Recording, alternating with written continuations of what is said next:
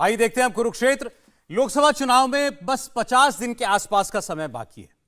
आने वाले 50 दिन बहुत महत्वपूर्ण साबित होंगे। इन्हीं 50 दिनों के रोड मैप से लोकसभा चुनाव के नतीजे तय होने हैं।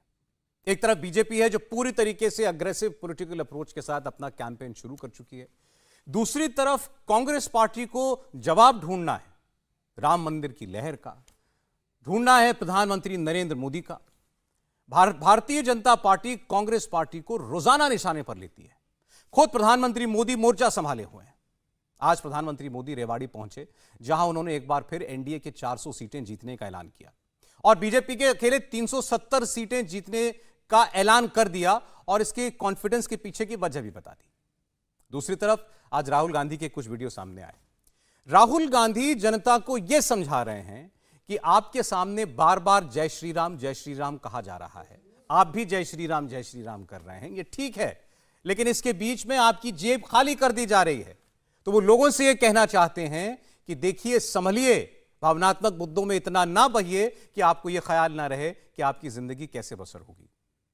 हम आपको प्रधानमंत्री नरेंद्र मोदी की बात भी सुनाएंगे, जो कह रहे हैं कि राम को काल्पनिक बताने वाले जय सिया राम कह रहे हैं, और राहुल गांधी की बात भी सुनाएंगे, जो कह रहे हैं कि मैं थक चुका हूं आप लोगों को समझाते समझाते, लेकिन आपको थाली बजानी है, आपको फोन की लाइट चलानी है। देखिए, आपका आशीर्वाद है, अब की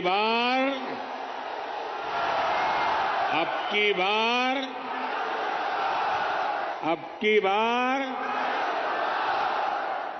एनडीए सरकार 400 पार, पूरा देश भव्य राम मंदिर में विराजे राम लला के दर्शन कर रहा है।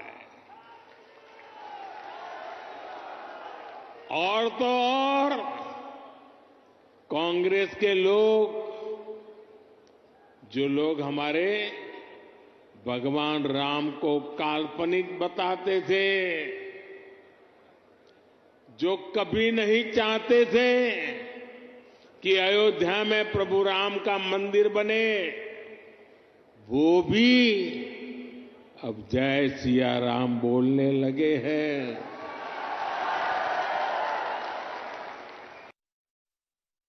घंटा जय श्री राम जय श्री राम जय श्री राम, वो सब ठीक है, मगर आपके जेब से रोज पैसा छीना जा रहा है, निकाला जा रहा है, आप भूखे मर रहे हो। राम मंदिर का आपने फंक्शन देखा, आपने देखा होगा, टीवी पे देखा, राम मंदिर में नरेंद्र मोदी आपको दिखे? अच्छा, मुझे बताओ, राम मंदिर के फंक्शन में आपको कोई किसान दिखा? एक किसान दिखा? एक गरीब व्यक्ति दिखा आपको? अमिताभ बच्चन दिखे? अंबानी और अदानी दिखे? हिंदुस्तान के सब अरबपति दिखे? बीजेपी के 2-3 नेता आपको दिखे? आदिवासी प्रेसिडेंट आपको दिखे वहां पे? राष्ट्रपति के लिए जगह नहीं थी, गरीबों के लिए जगह नहीं थी, मजदूरों के लिए जगह नहीं थी, बेरोजगार युवाओं के लिए जगह नहीं थी। मोदी जी के लिए, अदानी जी के लिए, अंबानी जी के लिए, अरबपतियों के लिए लाल कालीन लगा हुआ था।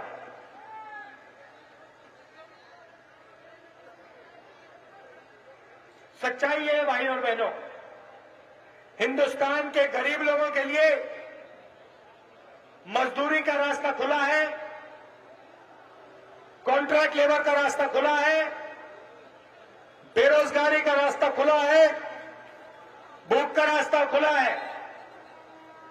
अगर आप अरबपति हो, नरेंद्र मोदी जी के मित्र हो, जो भी आपको जमीन चाहिए ले लो। राहुल गांधी की बात आपने सुनी, प्रधानमंत्री मोदी की बात भी आपने सुनी। हमारे साथ राजीव रंजन जी जेडीयू से जुड़ चुके हैं। राजीव जी, बहुत स्वागत है आपका। और अनुराग भदौरिया जी समाजवादी पार्टी से हमारे साथ हैं आज। अनुराग जी, आपका बहुत स्वागत है। प्रेम शुक्ला भारतीय जनता पार्टी से आने वाले हैं स्टूडियो में, और साथ ही सुरेंद्र राजपूत जी कांग्रेस पार्टी से जुड़ चुके हैं हमारे साथ। मैं इंतजार कर रहा था सुरेंद्र जी आए। सुरेंद्र जी, उम्मीद करता हूं मेरी आवाज आपको मिल रही होगी। हमने प्रधानमंत्री की बात सुनाई, अभी वो कह रहे हैं जो राम को काल्पनिक बताते थे वो भी आज जय सिया राम कर रहे हैं। और फिर हमने राहुल गांधी की बात भी सुनी। राहुल गांधी जनता को ये कह रहे हैं कि जय श्री राम ठीक है, लेकिन इसके बीच में तुम्हारी जेब लूटी जा रही है, इसको मत भूलो। और फिर वो ये भी कह रहे हैं कि मैं समझा समझा कर थक गया हूं। ठीक है, वो जनता को वो वास्तविकता का एहसास दिलाना चाहते हैं, ऐसा वो कह रहे हैं, लेकिन क्या इसमें कहीं ये भी स्वीकारोक्ति छुपी नहीं है कि राम के मंदिर का और भगवान राम का कुछ असर तो है देश में? अरे भगवान राम का तो हमेशा से असर है सौरभ भाई, कब मंदिर नहीं का था? मंदिर का भगवान राम तो कण कण में व्यापे हैं, कहते हैं ना कि कण कण में व्यापे हैं राम, मत फैलाओ दंगा लेकर उनका नाम। भगवान तो अगर आपके और मेरे अंदर नहीं है तो हम बात कैसे कर रहे हैं आपसे, या हम आप मुझसे कैसे बात कर रहे हैं? सबके अंदर राम है। लेकिन आप बहुत स्पष्ट रूप से कह रहे हैं, जो जब लोग ये कहते हैं कि जो राम को लाए हैं हम उनको लाएंगे, तो वहां पर प्रश्न उठता है। प्रश्न वहां पर उठता है कि जब वो कहते हैं एक जन्म 400 पार लाएंगे, तो कल समझ में आ गया कैसे लाएंगे, आज समझ में आ गया कैसे लाएंगे। 400 पार इलेक्टोरल बॉन्ड से लाएंगे, जिसको सुप्रीम कोर्ट कहता है कि नहीं साहब, ना बिल्कुल नहीं, बहुत गलत है, अवैधानिक है। 400 पार आपके पास सिर्फ दाम आएगा, रुपया आएगा, बाकी सब लोग ठन ठन गोपाल रहेंगे। ऐसे 400 पार आएंगे, ऐसे 400 पार आएंगे कि आज कांग्रेस का खाता फ्रीज किया है, कल सपा का करेंगे, परसों जेडीयू का करेंगे, नरसों आरजेडी का करेंगे। जो लोग भी भाजपा के साथ नहीं रहेंगे सबका खाता फ्रीज करेंगे। आपको पैसा ही नहीं रहेगा, चुनाव कैसे लड़ेंगे? 400 पार आएंगे। 400 पार छोड़िए, 543 आप ले आइए, और 2 वो आपके नॉमिनेटेड तो आपके ही है, कोई कहने की बात नहीं। तो ऐसे आएंगे इनके 400 पार कि आप साहब इलेक्टोरल बॉन्ड से आप क्रॉनिक कैपिटलिस्टों को ले आइए। जो लोग आपको इलेक्ट्रॉनिक बॉन्ड में पैसा देंगे उनके घर ईडी नहीं जाएगी, जो लोग नहीं देंगे उनके घर में ईडी जाएगी। जो कांग्रेस को चंदा देंगे उनके घर में ईडी जाएगी, जो चंदा देने बंद कर देंगे उनकी फाइल खोल हो जाएगी। ऐसे लाएंगे लोग 400 पार। ठीक है, 400 पार का जो इनका नारा है ना सौरभ भाई, कल बिल्कुल क्लियर हो गया, एकदम क्लियर हो गया, कल भी और आज भी। हमारे खाते में तो राजीव रंजन जी यहां बैठे हुए हैं, इनको भी कह रहा हूं, चेता रहा हूं कि जो लोग एनडीए में हैं सब लोग समझ लें कि ये जो 400 पार और 500 पार का नारा है, आपके भी खाते फ्रीज होंगे। कहते हैं अच्छा, ठीक है सुरेंद्र जी, आपकी बातों का उत्तर देने के लिए स्टूडियो में प्रेम शुक्ला जी आ चुके हैं। आपके पीछे तेज हवा है और प्रेम जी, बहुत स्वागत है आपका। और उसके कत्ल पे मैं भी चुप था, अब मेरा नंबर आया, और मेरे कत्ल पे तुम भी चुप हो, अगला नंबर आपका है। जी, मैं जरा प्रेम जी से आपकी बातों का जवाब ले लूं। कह रहे थे आप सुनील राजपूत जी, सुन नहीं पाया। नहीं, मैं कह रहा था प्रेम जी आपकी बात का उत्तर देने के लिए स्टूडियो में आ गए हैं, लेकिन वो इससे पहले जो हमने बयान दिखाए आज के, वो नहीं देख पाए थे। मैं प्रेम भाई को पहले एक चीज कह देता हूं कि प्रेम भाई साहब की क्या नाम, माता जी का देहावसान हुआ है, हम सब लोग बहुत दुखी हैं, और हम सब अपनी संवेदनाएं प्रेम शुक्ला जी को देना चाहते हैं। जी प्रेम जी, अब सबकी ओर से धन्यवाद भाई साहब, आभारी है। बहुत दुख की बात है। लेकिन आज तो हम लोग जो ये चर्चा कर रहे थे, मैं बताना चाह रहा था आपको कि प्रधानमंत्री ने आज जो रैली में कहा रेवाड़ी में जी कि जो जिन्होंने 370 खत्म किया उनको 370 सीटों का टीका लगाएगी जनता। फिर उन्होंने वहां पर जनता से भी नारा लगवाया 300 पार 400 पार का। फिर उन्होंने कहा कि ये राम को काल्पनिक बताते थे, हमने राम जी का मंदिर बना दिया। अब राहुल गांधी की मैंने 2 स्टेटमेंट दिखाई यहाँ। एक में वो कह रहे हैं कि हर वक्त जय श्री राम जय श्री राम जय श्री राम, जनता भी कर रही है जय श्री राम जय श्री राम। अरे ये सब ठीक है, तुम्हारी जेब लूटी जा रही है, उस पर क्यों नहीं ध्यान देते? फिर वो ये भी कह रहे हैं कि मैं समझा समझा के थक गया हूं, मैं परेशान हो गया हूं, आप लोगों को लेकिन थाली बजानी है, आप लोगों को लेकिन मोबाइल फोन की लाइट चमकानी है, आप समझ ही नहीं रहे आपके साथ क्या हो रहा है।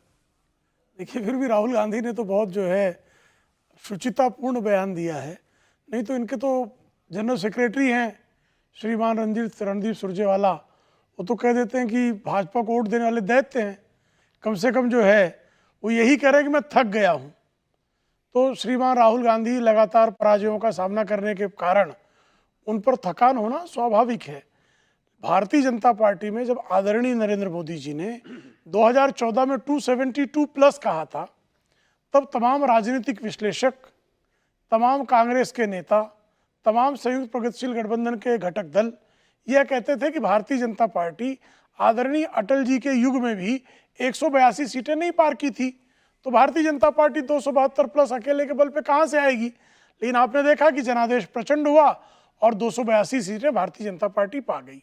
आपको ध्यान होगा कि पिछले चुनाव में 2019 में जब आदरणीय नरेंद्र मोदी जी के नेतृत्व में नारा लगा अब की बार 300 पार, तब लोगों ने कहा कि उत्तर प्रदेश में अब तो सपा बसपा और आरएलडी का गठबंधन हो गया है।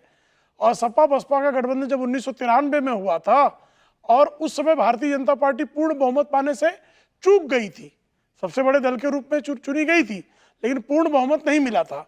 तब जो है एक नारा लगा था, मिले मुलायम कांशी राम, हवा में उड़ गए जय श्री राम। लेकिन आपने देखा कि सुश्री मायावती और अखिलेश सिंह यादव के गठबंधन के बावजूद, आरएलडी के साथ उनका गठबंधन होने के बावजूद, कांग्रेस के साथ उनका रणनीतिक गठबंधन होने के बावजूद भारतीय जनता पार्टी के नेतृत्व में एनडीए को 51% वोट भी मिले और 64 सीटें भी मिली। जिस बंगाल में सिर्फ हमारे 2 विधायक थे 2019 में, वहां 18 सांसद जो है वो निर्वाचित होकर आए। सिर्फ जो है 2 विधायक हमारे हुआ करते थे तेलंगाना में, 4 सांसद हमारे निर्वाचित होकर आए। तो प्रचंड जनादेश मिला। जिस हम राजस्थान में चुनाव हारे थे विधानसभा का, वहां हमको 25 की 25 सीटें आई।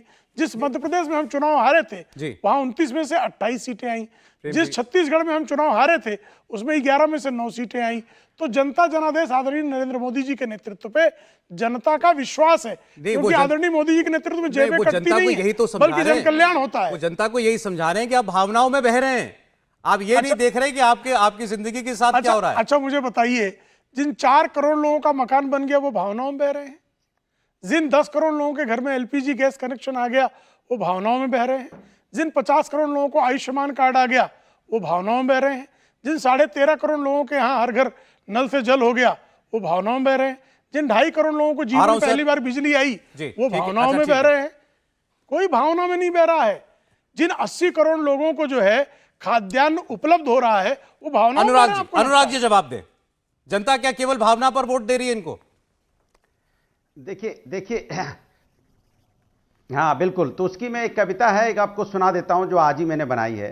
गरीबों पर है भूख की मार, धन्ना सेठों का और बढ़ा व्यापार, महंगाई बेरोजगारी की पड़ी है मार, जोर से बोलो 400 पार, नहीं चल रहा है कोई व्यापार, घर में नहीं है दाने चार, देश का हुआ बंटाधार, जोर से बोलो 400 पार, भाईचारे के इमोशन पे हुआ अत्याचार, समाज में बढ़ रहा है भ्रष्टाचार, किसान पे हो रहा है आंसू गैस का वार, जोर से बोलो 400 पार, नफरत की बह रही बयान, नैतिकता की हो रही शर्मसार, महिलाओं पे हो रहा अत्याचार, फिर भी जोर से बोलो 400 पार, रुपए पे हुआ डॉलर सवार, आतंकवाद की हद है पार, काला धन वापस नहीं आया मेरे यार, जोर से बोलो 400 पार, इलेक्टोरल बॉन्ड पे नहीं हो रही है चर्चा मेरे यार, जोर से बोलो 400 पार। अरे भैया मुंगेरी, ये जो भारतीय जनता पार्टी है देश के मुद्दों पे, किसान बैठा है धरने पे, उसके रास्ते पे आपने कील कांटे बिछाए हुए हैं, ड्रोन उनके ऊपर में आप चला रहे हो, आंसू गैस के गोले छोड़ रहे हो। क्या वो चाइना से आया है किसान? पाकिस्तान से आया है किसान? किसान तो हमारे ही आपका भाई बंधु है। किसान के ही बेटे डॉक्टर हैं, फौजी किसान के बेटे हैं, पत्रकार भी किसान के बेटे हैं, नेता भी किसान के बेटे हैं, सारे तो किसान के बेटे हैं। और उन्हीं किसान पे अत्याचार क्यों भाई? अगर किसान कह रहा है मेरी लागत का, अगर मेरी एमएसपी की जो मेरी लागत है उसका 1.5 गुना दे दो या उसकी गारंटी दे दो, तो दे दो भाई, हिंदुस्तानी तो है, क्या दिक्कत है भाई? भाई हिंदुस्तानी अपना है, अगर उसको कुछ फायदा हो जाएगा, नुकसान अगर उसको फायदा होगा तो आपको क्या दिक्कत है? आप यहां पे धन्ना सेठों को लाखों करोड़ रुपया भट्टा खाते में डाल सकते हो, लेकिन किसान की एमएसपी की गारंटी अच्छा ठीक है अनुराग जी, अब आपकी कविता में जो भाव था उसका जवाब तो ये देंगे आपको, लेकिन मैं केवल आपके अंदर बैठे कवि को जो है प्रणाम करना चाहता हूं। भाई बहुत आप ऐसी प्रतिभा छिपी आप पे तो हम कभी जानते ही नहीं थे, लेकिन बहुत शानदार, मतलब आपने जिस लयबद्ध तरीके से और जिस अंदाज में आपने सुनाई, अभी तो गजब। नहीं, अब कविताई के अलावा बचा भी क्या उनके पास? नहीं, वो तो अरे हमारे अंदर एक गांव बसता है ना, वियोगी होगा पहला कवि कहा गया है ना, गांव बसता है। जब प्रेम जी कह रहे थे मैं भी जवाब दूंगा, आप कविता में जवाब देंगे? हाँ दे देता हूँ, कविता में जवाब दे रहे हैं, सुनिएगा। कहां से निकलेंगे? हमें उस किसान का अनुराग जी कविता में जवाब दे रहे हैं आपको प्रेम शुक्ला जी, सुनिएगा प्लीज। हमें एहसास होता है डॉलर, हमारा रुपया किस तरह पतला हुआ जा रहा है। ठीक ठीक ठीक ठीक, पतला हो रहा है डॉलर। प्रेम शुक्ला जी सुनिएगा, अनुराग जी पतला होता जा रहा है, लेकिन इंडी अलायंस में बच नहीं रहा कोई यार, 400 तो होना ही है पार। अब जो है अखिलेश से हो गए जॉन चैन चौधरी की भी रार। अब तो रात 400 होना ही है पार। अब जो है केजरीवाल और ममता भी जो है बचे नहीं यार, अब अरे- तो 400 होना ही है पार। तो भैया 400 तो पार दिखाई दे रहा है। दो लाइन बोलूंगा। और आप जो है कमाल है। मुंगेरी लाल आपकी दो लाइन दशा जवाब महाराज, है। जो 2014 में 5 सीट, दो लाइन 2019 का में जो जवाब है है। मायावती के चरणों में जो है समर्पित होने के बावजूद ही 5 सीट परिवार के बाहर कोई बचा नहीं। ठीक है सर। तो मुंगेरी लाल मैं तो दो लाइन आप हैं सुनाऊंगा। जी, जिसकी 303 सीटें हैं, वो 370 सोचो दो तो लाइन, मुंगेरी लाल, दो तो लाइन। जिसकी 4 सीटें उसको क्या कहें जी? अच्छा ठीक है, जरा सोचिएगा। ठीक। आपके कवि को अंदर बैठे कवि को भी मेरा नहीं, मैं प्रणाम। तो आंसू दो कवि लाइन। के कारण बन गया। दो लाइन सौरभ जी, दो लाइन। नहीं, मैं राजीव जी के पास जाऊं सर, एक नहीं, मिनट सौरभ जी दो लाइन प्लीज, 2 लाइन सौरभ लेके जी, दो राजीव लाइन। जी इंतजार कर रहे हैं। दिन के उजाले में देख रहे हो मोगेरी लाल के हसीन सपने नहीं हो रहे हैं आपके 150 भी पार। अरे और आप 5 कह रहे हो पार होगा 400 कि नहीं, ये पार। बताइए। बताओ भला। समाजवादी पार्टी 5 भी पाएगी क्या, ये बताइए। दिन के उजाले में जो 2014-19 में कमाल है 5 पर अटके हैं यार, क्या वो 5 भी कर पाएंगे पार? जनता के मुद्दों पे बात नहीं कहीं करेगी। ऐसा ना हो जाए जनता के कि असली जीरो मुद्दों पे ही हो चर्चा जाए नहीं ठार। करेगी। आपको गोल गोल घुमाएगी। इलेक्ट्रॉन कहीं में ऐसा बॉन्ड ना आए हो हैं ना, पता जाए चलेगा कि कहां से शून्य किसका पर ही हो पैसा, जाए किसके ठार, पार्टी में ज्यादा और फिर पैसा जो आया है जैसे किसने किसको मायावती कितना पे पैसा किया दिया वार, है। अब ये वैसे ही पता और राहुल चलेगा, गांधी तब ये पर भी करने पूछा लगे वार। जाएगा इतने कि भाई इतने सालों से हम ED, पॉलिटिकल CBI डिबेट किसके करते यहाँ हैं, इतना ज्यादा आनंद गई पहले थी? कभी नहीं आया। अगर विपक्ष अब के राजीव यहाँ जी, पे इलेक्ट्रॉन, अगर राजीव विपक्ष जी, को राजीव चंदा जी, मिला, आप हो बाद जाए। में रोएंगे जिसमें जार CBI जार। गई थी, एक जिसको सेकंड, पता चल राजीव जाएगा। के जी, बाद राजीव जी इंतजार कर रहे जार हैं। जार। अनुराग जी सुनिएगा, भारतीय जनता अनुराग जी पार्टी को प्लीज जिसको सुनिए, चंदा प्लीज मिला सुनिए, है, प्लीज सुनिए। किसने ज्यादा एक दिया है, अब उनकी वहां बारी पे है क्या सुनने कोई की, बोलने कार्रवाई की। हुई है क्या? ये भी ठीक, पता अब मैं चल क्या जाएगा सर, आपको। सब इतना कविता में बात कर रहे हैं, हो जाए आपकी तरफ से भी 2-4 राजीव जी। नहीं, कविता पाठ कभी और कर लेंगे।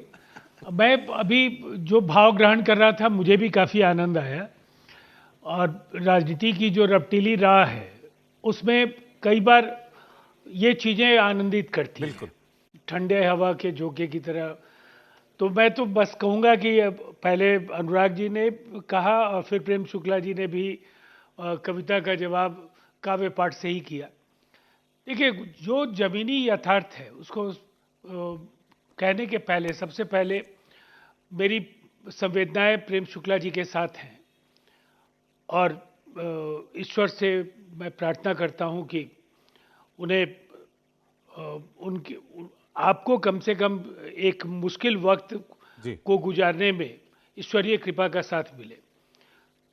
देखिए, जो देश के हालात हैं, लगातार पिछले 17 महीने से हम लोग अपोजिशन यूनिटी की काफ़ी लंबी बातें कर रहे थे। निसंदेह अलायंस बदला, लेकिन अलायंस के बदलने से जो बदलने की जो कहानी है और बाकी पॉलिटिकल पार्टी जिस तरह से इंडिया अलायंस से निकलते चले गए या वहाँ रह कर के भी ये कमाल का अलायंस बनता हुआ दिखा कि जो लोग निकल गए वो निकल गए। अब जो साथ हैं वो कहते हैं हम इंडिया अलायंस में हैं, लेकिन अरविंद केजरीवाल जी गुजरात भी लड़ाएंगे, असम भी लड़ाएंगे, पंजाब पूरा लड़ेंगे, दिल्ली भी लड़ाएंगे। उसी तरह से लेफ्ट का कोई रिप्रेजेंटेटिव तो नहीं है, लेकिन वो केरल और बंगाल तो लड़ेंगे ही लड़ेंगे, और कांग्रेस भी वहाँ लड़ेगी। उत्तर प्रदेश में आरएलडी का जाना और बसपा के साथ पहले से ही कोई उनकी सहमति नहीं मिल पाने की वजह से वहाँ मुकाबला बहुत ही कमजोर पहले ही हो गया। अब पूरे देश में अगर 400 सीटों का दावा नरेंद्र मोदी जी का है, विपक्ष को प्रहार करने का अधिकार है जी, लेकिन मतों का विभाजन रोकने का जो आपके पास रोड मैप था, अब उस पर जनता को यकीन इसलिए नहीं है कि मत का विभाजन जैसे पहले होता था वैसे होगा। और जब आप और हम साथ मिलकर के भी लड़ रहे थे तो भी हम देख रहे थे कि उस समय जो हालात थे, लोगों को एक उम्मीद हो रही थी कि कई सीटों पर मुकाबला दिखेगा, कई राज्यों में विपक्ष उभर करके सत्ता पक्ष को कड़ी चुनौती देगा। लेकिन ये तो चुनाव शुरू होने के पहले ही विपक्ष ढेर हो गया। नहीं, अब ये अब इसमें देखिए राजपूत साहब के कुछ सवाल थे सर, राजीव जी सुनेगा। उनका कहना था कि जिस तरीके से कल इलेक्टोरल बॉन्ड पर सुप्रीम कोर्ट का चाबुक चला, आज कांग्रेस पार्टी के खाते सीज किए गए। हम देख चुके हैं कैसे चंडीगढ़ के मेयर के मामले में जो कुछ हो रहा था। उनका कहना है कि राजनीतिक लड़ाई तो अपनी तरफ है, वो तो जनता के बीच जाकर के लड़ी जाएगी, लेकिन ये सब साथ साथ जो हो रहा है ये क्या है? क्या लेवल प्लेइंग फील्ड है? उनका सवाल ये है। मैं उनकी बात करूंगा, प्रेम जी भी उसका उत्तर दें। छोटा सा ब्रेक ले रहा हूं, आप देखते रहिएगा कुरुक्षेत्र, लौट रहे हैं जल्द।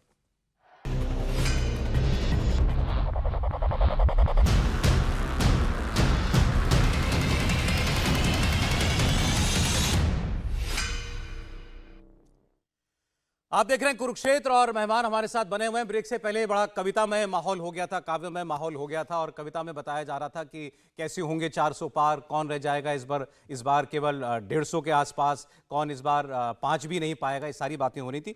शुरुआत हमने आज की चर्चा की सुरेंद्र जी से की थी। सुरेंद्र जी उस वक्त प्रेम शुक्ला जी यहाँ पर नहीं थे, नहीं पहुंचे थे स्टूडियो में। सुरेंद्र जी, मैं चाहूंगा आपके जो विषय थे सीधे आ जाएं प्रेम शुक्ला जी तक। मैंने थोड़ा बहुत तो मैंने बताया जो जिस तरीके से इलेक्टोरल बॉन्ड की बात हुई है, आज कांग्रेस पार्टी के खाते फ्रीज किए गए हैं। आप बोलें, फिर प्रेम जी उत्तर दें।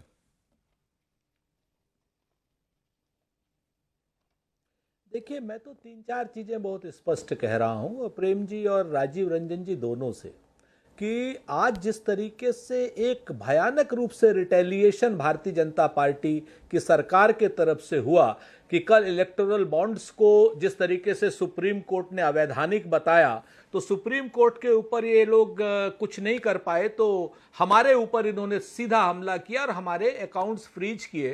तो मैं तो सिर्फ एक चेतावनी दे रहा हूं, जिस तरीके से लोकतंत्र को एक जिसको कहा जाए डिक्टेटोरियल स्थिति में किया जा रहा है, वहां पर मेरा प्रश्न है। मेरा प्रश्न राजीव रंजन जी से है, प्रेम शुक्ला जी से ज्यादा है, क्योंकि प्रेम शुक्ला जी क्या जवाब देंगे? उन्होंने तो अपने कर्म से जवाब दे दिया, उन्होंने खाते फ्रीज कर दिए।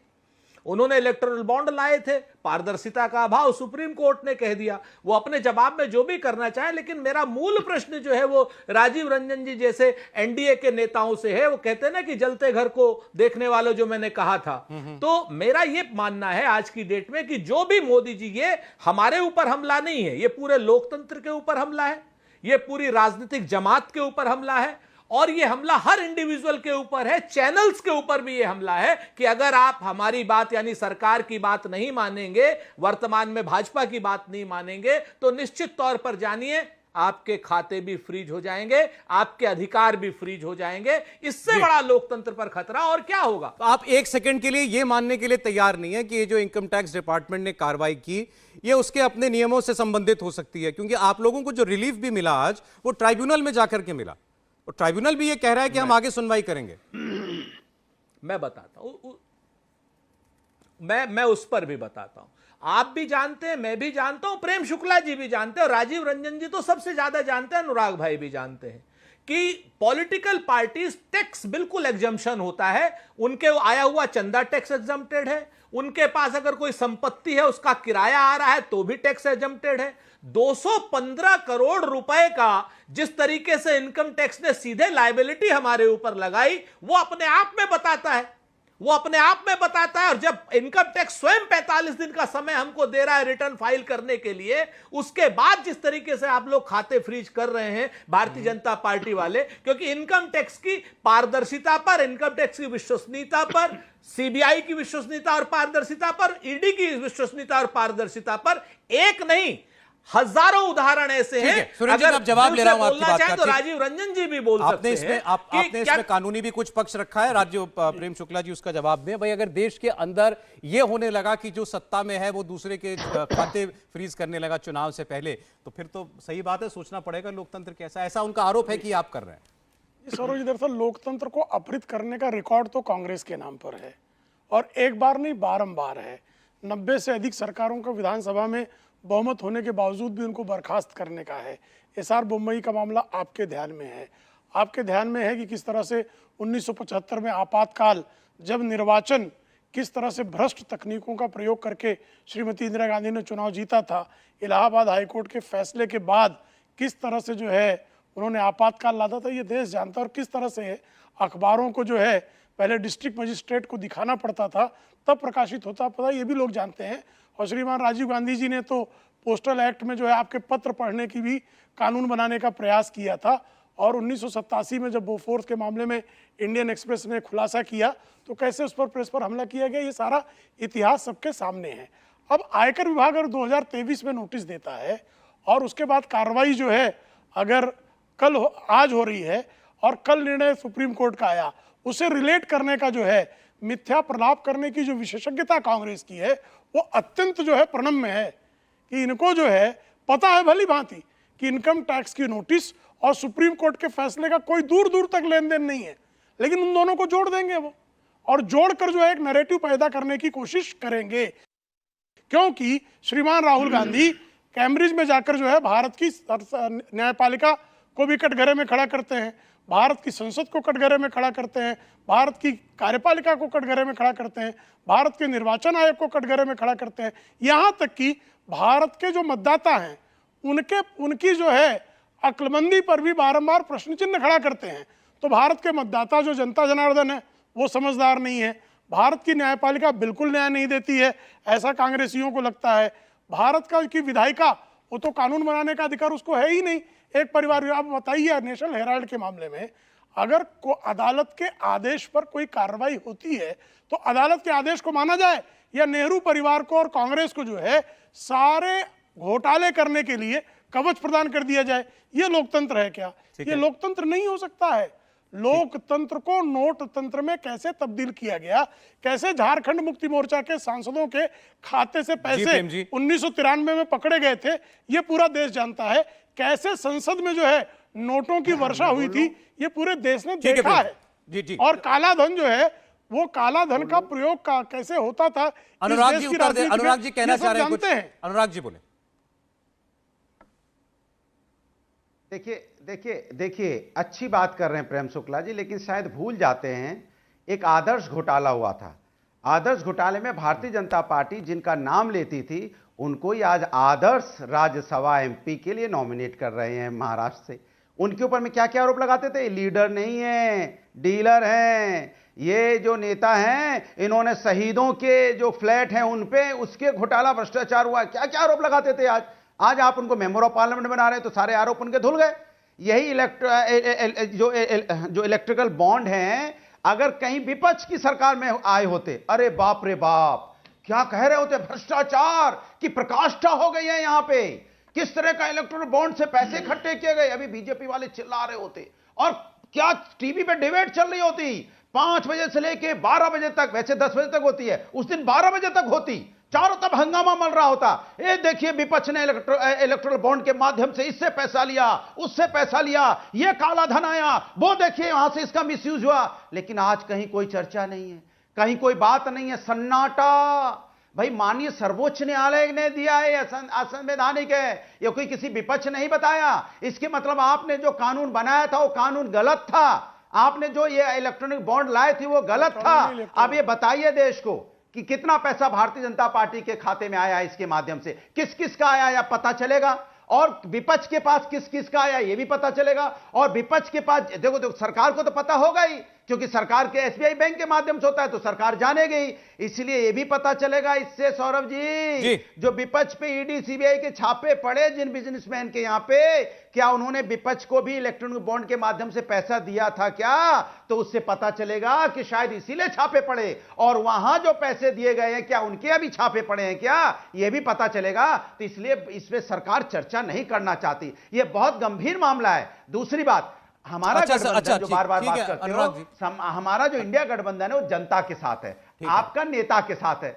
आप नेता पकड़ पकड़ के ला रहे हो, हम जनता की बात कर रहे हैं, हम राजनीति कर रहे हैं। इंडिया गठबंधन राजनीति कर रहा है विकास की, आप राजनीति कर रहे हो नफरत की और बांटने की, और किस तरह से हम राजनीति कर रहे हैं जोड़ने की। अच्छा ठीक है अनुराग जी, अब जहां तक इलेक्टोरल बॉन्ड की बात आपने कही है कि के नाम पे आप कोई चर्चा नहीं कर रहा है, आप तो बात ही नहीं करना चाहते। थोड़ी सी बात आप लोग सब विद्वान लोग हैं, अपनी बात आप कहिएगा। जितना हाईकोर्ट का सुप्रीम कोर्ट का आदेश हमने देखा, सुप्रीम कोर्ट ने कहा कि अनकॉन्स्टिट्यूशनल इसलिए है क्योंकि ये सूचना के अधिकार को, राइट टू इंफॉर्मेशन को वायलेट करता है। सुप्रीम कोर्ट ने जिसने भी चंदा लिया हो, बीजेपी ने लिया हो, कांग्रेस ने लिया हो, टीएमसी ने लिया हो, आपने लिया हो, सपा ने लिया हो, किसी के लिए उसने ये नहीं कहा कि ये आप काला धन ले रहे थे, या सुप्रीम कोर्ट ने कम से कम ये नहीं कहा कि आप पैसा लेकर इसके बदले में उसको कुछ दे रहे हैं। नहीं, मैंने ये नहीं बोला। ये आप लोगों के इल्जाम एक दूसरे के ऊपर है, मैं केवल इतना भर कह रहा हूं। और ये भी हकीकत है कि चंदा सबने लिया। नहीं, मैं ये कह रहा हूं कि बिल्कुल इसमें केवल अगर एक अपवाद थे, वायलेशन है, तो अपवाद अगर कोई था तो वो सीपीएम थी, किसने किसको कितना बाकी पैसा सबने दिया, चंदा लिया। तो मैं कह रहा हूं, और किसी ने नहीं बताया कि वो चंदा किसने दिया था। बीजेपी भी ने भी नहीं बताया, कांग्रेस ने भी नहीं बताया, सपा ने भी नहीं बताया। मैं वही तो जानना चाहता है जनता कि किसको कितना पैसा मिला है। आपको भी बताना चाहिए, अरे आपको भी मिला होगा यही कुछ, तो जानना चाहती ट्रांसपेरेंसी कि आपको भी तो कुछ मिला होगा ना सपा को। तो वही तो मैं कह रहा हूं, चाहे कोई भी दल हो, साइट पे है संभवतः लगता है।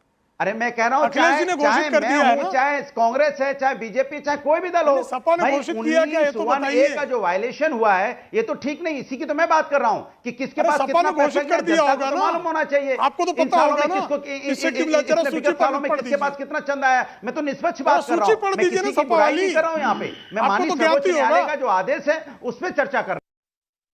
राजीव जी, ये क्योंकि विषय ये आ ही गया और आना ही था, और प्रेम जी ने कहा कि ये जो कांग्रेस कोशिश कर रही है इलेक्टोरल बॉन्ड पर सुप्रीम कोर्ट की जजमेंट, और आज कांग्रेस पार्टी के खातों पर जो कार्रवाई की इनकम टैक्स डिपार्टमेंट ने, इनको जोड़ने की ये कोशिश करेंगे, लेकिन इनका कोई मेल है नहीं। देखिए, सबसे पहली बात तो यह है कि इलेक्टोरल बॉन्ड्स को लेकर के आपने भी बहुत सारी चीजें एक्सप्लेन कर दी हैं। ये सच है कि ये दोहरे मानदंड नहीं चलेंगे। पैसे तो सभी पॉलिटिकल पार्टीज को मिले हैं, और सुप्रीम कोर्ट के फैसले पर किसी प्रतिक्रिया का कोई औचित्य नहीं है। इस फैसले का सम्मान सभी राजनीतिक दल करते हैं और हमारा दल भी करता है। फैसला स्वागत योग्य है, और जो कुछ भी इससे देश के सामने आएगा तो सब चीज़ें स्पष्ट हो जाएंगी। लेकिन ये सच है कि किसने पहल की कि वो अपने डोनर्स की जो सूची है उसको सार्वजनिक कर दे। न कांग्रेस ने किया, जबकि दूसरे नंबर पर कांग्रेस है। अब 303 मेंबर ऑफ पार्लियामेंट की पार्टी, जिसका 10 वर्षों से जिसकी हुकूमत है, उसको अगर 6000 करोड़ से ज़्यादा मिले तो 1000 करोड़ से ज़्यादा कांग्रेस को भी मिले हैं। टीएमसी जैसी पार्टी को केवल 31 करोड़ कांग्रेस से कम मिले हैं। तो निसंदेह उससे बहुत सारी चीज़ें सामने में आ जाएंगी। लेकिन भ्रष्टाचार को लेकर के बार बार ये बातें कही जाती हैं। नीतीश कुमार जी जब 2005 में मुख्यमंत्री हुए, बिहार की सत्ता, उस समय एनडीए में बिहार के नेता थे वो, और दिल्ली में यूपीए की सरकार थी। 2014 तक सत्ता के जो बिहार में उनके बतौर मुख्यमंत्री 9 वर्षों का कार्यकाल है, वो कांग्रेस उस समय उनका शासन था दिल्ली में जी। और उसके बाद 2 ऐसे अवसर आए जब हम एनडीए के साथ थे, 2 बार ऐसा अवसर आया जब हम एनडीए के साथ नहीं हैं। लेकिन नीतीश कुमार जी के खिलाफ कोई ईडी की कार्रवाई क्यों नहीं हुई, कोई सीबीआई या इनकम टैक्स का रेड क्यों नहीं हुआ? देखिए, राजनेताओं को और राजनीतिक दलों को एक बात स्वीकार करना होगा कि हम ऐसा न करें जिससे किसी को असर मिले। ठीक है सर। दूसरी तरफ अगर ऐसा लगता है कि आपके सामने जो लोग हैं उनके खिलाफ कार्रवाई नहीं, आपको आश्चर्य होता है कि बीजेपी के लोगों के खिलाफ कार्रवाई क्यों नहीं होती है, तो सबसे बड़ी बात है कि जिन राज्यों में नॉन बीजेपी गवर्नमेंट्स हैं उनके यहाँ भी लोकायुक्त हैं, उनके यहाँ भी एंटी करप्शन ब्यूरोज हैं। आपके पास अगर पुख्ता सबूत है तो आपको किसने रोका है? ठीक है सर, ठीक है सर, ठीक है सर। अब सर आज समय इतना ही था, माफी चाहता हूं, आपको बीच में रोक रहा हूं, मुझे मजबूरी है, ब्रेक लेना पड़ेगा राजीव जी। लेकिन आपने जो बात कही कि जहां तक चंदे की बात है तो चंदा सबने लिया, जहां तक भ्रष्टाचार की बात है तो भ्रष्टाचार से लड़ने के लिए कानूनी हथियार सबके पास हैं। जिस राज्य में जिसकी भी सरकार हो वहां भ्रष्टाचार पर रोक लगाए, अपराधियों को पकड़े। बहुत शुक्रिया, मैं तो करूंगा आज इतना ही था वक्त। प्रेम शुक्ला जी, राजीव रंजन जी, सुरेंद्र राजपूत जी, अनुराग भदौरिया जी, बहुत धन्यवाद आपका।